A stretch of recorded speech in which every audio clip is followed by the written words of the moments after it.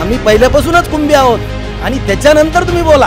हे बोलण्यापेक्षा तुम्ही पुस्तकाला वाचा. आणि तुम्हाला आरक्षण मिळालं कसं? 100 एकर 200 एकर जमिनी होत्या, सिलिंगमध्ये त्या जमिनी गेल्या.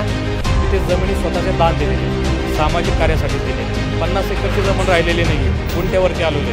म्हणजे एक प्रकारे मराठ्यांचा आजपर्यंत बळी जे घेण्याचा प्रकार जो शासनानेच केलेला आहे. आणि ह्या कोणाच्या ज्या प्रस्थापित मराठ्यांच्या त्यांच्याच आहे. मराठा हात देण्याच्या भूमिकेत होता, तर प्रत्येकाच्या ताटात त्याने सगळं काही वाढलेलं आहे. वाढताना हाच विचार केला होता की ज्यावेळेस आम्हाला गरज पडेल त्यावेळेस सर्व आमच्या मदतीला येतील. त्याच भूमिकेतून आज ज्यांच्याकडे जसं आपण बघितलं की ताईंनी काल सांगितलं, सिलिंग ॲक्ट आला, जमिनीचं तुकडीकरण झालं. मराठ्यांनी बऱ्याच प्रमाणामध्ये जी देवस्थानं आहेत किंवा वैद्यकीय क्षेत्र आहे तिथे जमिनी स्वतःच्या दान दिलेल्या आहेत. कशासाठी दिल्या आहेत? त्या सामाजिक कार्यासाठीच दिलेल्या आहेत. याचा कुठेतरी सर्वांनी विचार केला पाहिजे. आणि आज जे काही स्थिती आलेली आहे, सामाजिक असेल, आर्थिक असेल किंवा शैक्षणिक पद्धतीची असेल, पूर्वीची जी होती ती नव्हती. काळ बदलला, पद्धत बदलली, सगळं काही बदललं. त्याच्यानंतर आज आपण जर बघितलं 50 एकरची जमीन राहिलेली नाही आहे, गुंठ्यावरती आलेले आहेत. त्याच्यामध्ये लोकसंख्या वाढ हा एक महत्त्वाचा मुद्दा येतोच. आणि त्याच्यानंतर आर्थिक बाबतीत आपण जर बघितलं शेतीला भाव कुठे मिळतो आहे का?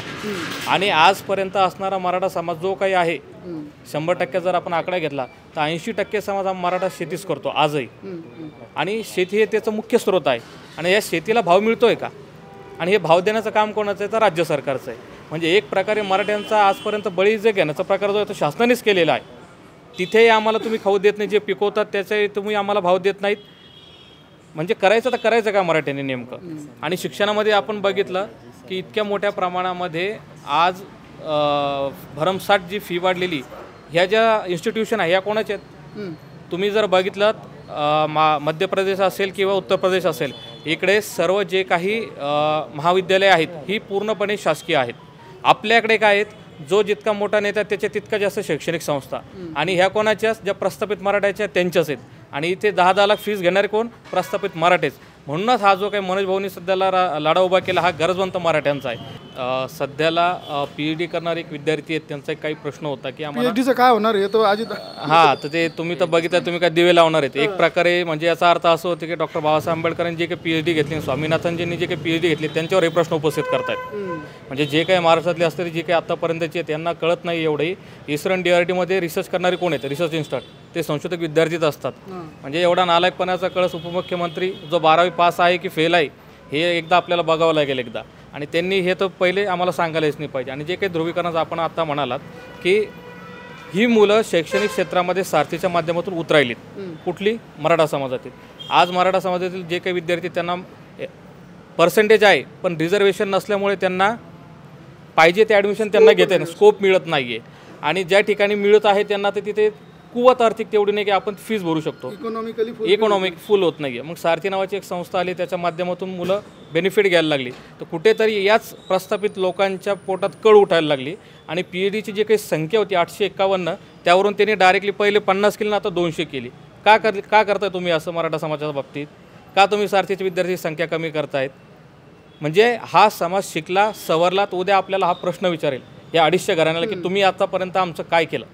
जो गरीब आहे मराठा समाज तो एकत्र येऊन मनोज भाऊंचं सगळं काही काम असेल, सभा असेल तो करतोय. ह्या मंडळींच्या बाबतीत कधी असं झालं आहे का?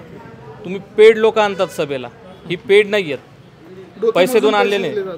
डोकीमधून जे पैसे 200-200 रुपये तसे आलेले नाही आहेत. ज्या व्यक्तींची जी वेदना आहेत ना ती वेदना समजून प्रत्येक व्यक्ती तिथं होते. नाही हा व्यक्ती आमचा काहीतरी आज बदल घडू शकतो, नाही हा व्यक्ती विकल्या जाऊ शकत नाही, हा व्यक्ती आमच्यात काहीतरी बदल घडेल म्हणून त्यांच्यासोबत आहे. तर कृपया ह्या लोकांनी आता ह्या गोष्टी सोडून द्याव्यात.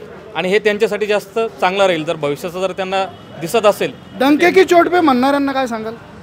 डंके की चोट पे मी त्यांना एकच सांगेल, आग्यामुळे सराटीला 14 तारखेला येऊन गेलेले आहे. आणि त्याचा डंक जर बसला ना तर सुधारणार नाही कुठला डंक आणि कुठली चोट समजणार पण नाही की कुठे आहे ती. त्यामुळे माझी त्यांना विनंती एकच असेल की आपण कदाचित थोडंफार आरोग्याची तपासणी करावी आणि त्यानंतरच अशी वक्तव्य करावी. त्यांना एक मानसिक आरोग्याची त्यांनी एकदा तपासणी करावी माझी त्यांना विनंती असेल. आणि असं आपण बोलू नयेत, कारण पूर्णपणे OBC तळागाळातला मराठ्यांसोबत आहेत. ही अशी पिल्लावळ कितीही बोली काहीही फरक पडणार नाही आहेत. आता ते तेढ निर्माण करण्याचं काम करताय, ही राजकीय मंडळी करते. यांच्या राजकीय पोळ्या भाजण्यासाठी हे करताय. आजपर्यंत मराठा समाज असेल, OBC समाज असेल, हा कधी एकमेकासोबत भांडला नाही साहेब. हा गावागावामध्ये तुम्ही बघा, मराठा आणि ओबीसी हे कधीही सोबतच राहिले आणि आजही सोबत होते आतापर्यंत. पण आता हे काहीतरी समाज विरोध विखंडक करायचा. हां, आणि दोन समाजामध्ये कशी दुफळी निर्माण होईल आणि आपली राजकीय पोळी कशी भासता येईल आणि मी ओबीसीचा नेता कसा होईल, हे करण्यासाठी हे लोक ह्या दोन समाजामध्ये तेढ निर्माण करत आहे. आणि ओबीसी बांधवांचा मी त्यांनाही विनंती करतो की आम्ही कुंभी आहोत, आम्ही पहिल्यापासूनच कुंभी आहोत. मागच्या दाराने कोण आलेलं आहे याची तुम्ही खात्री करा आणि त्याच्यानंतर तुम्ही बोला. आणि तुमचा नेता काय बोलतोय हे बोलण्यापेक्षा तुम्ही पुस्तकाला वाचा, अगोदर ते समजून घ्या आरक्षण काय आणि तुम्हाला आरक्षण मिळालं कसं. जागीरदार होतो हेही त्यांचं म्हणणं बरोबर आहे. आता पाठीमागं 100 वर्ष अगोदर जर गेले, आम्ही आमच्याही आजोबा पंजोबाकडं 100 एकर 200 एकर जमिनी होत्या, सिलिंगमध्ये त्या जमिनी गेल्या. आज तिथून आमची लोकसंख्या वाढत गेली.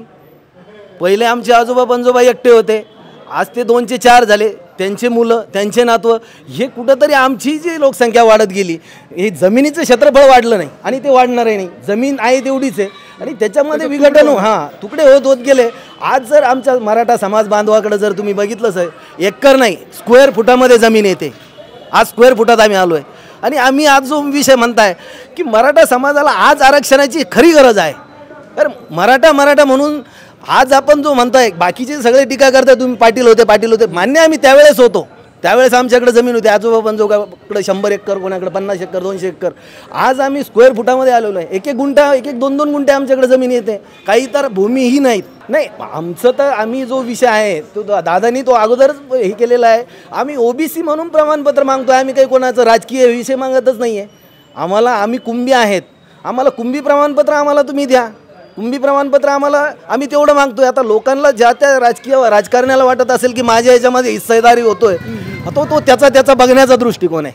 आम्ही मागास आहोत आणि आम्हाला आरक्षणाची गरज आहे, ही आमची तळमळ आहे. आणि गरजवंतांचा लढा आणि सर्वसामान्य माणसाने उभा केलेला लढा आहे. तेवढी तर मोठी होईलच, कारण ती आता महाराष्ट्रभरातून जे आहेत, आता मागं जे मराठा समाजाने ज्या 2016ला 58 मूक मोर्चे काढले, त्यामधून जो पूर्ण जे समाजाचं काम करणारे, जे निष्पक्ष निस्वार्थीपणे समाजाचं काम करणारे समाज बांधव आहे, ते सर्व समाज बांधव त्या बैठकीला 17 तारखेला तिथं येणार आहेत.